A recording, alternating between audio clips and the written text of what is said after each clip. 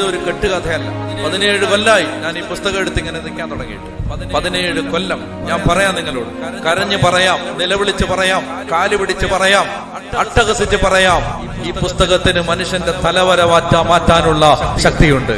അതുകൊണ്ട് ഈ പുസ്തകം ഇത് താഴെ വെക്കരുത്, ഇതിങ്ങനെ എടുത്ത് കൊണ്ട് നടക്കണം, ഇവിടെ പോയാലും കൊണ്ടുപോകണം.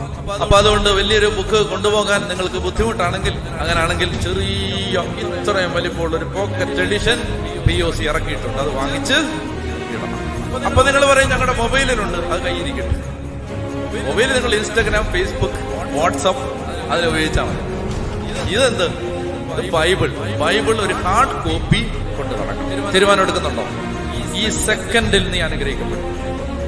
ഈ സെക്കൻഡിൽ മാറ്റമില്ല. ആലോചിച്ച് ഹോംവർക്ക് ചെയ്ത് എഴുതി വെച്ച് പറയുകയല്ല, ആത്മാവിൽ പറയുകയാണ്. ഈ സെക്കൻഡിൽ നീ അനുഗ്രഹിക്കപ്പെടും. ഈ സെക്കൻഡിൽ റെഡിയാണോ?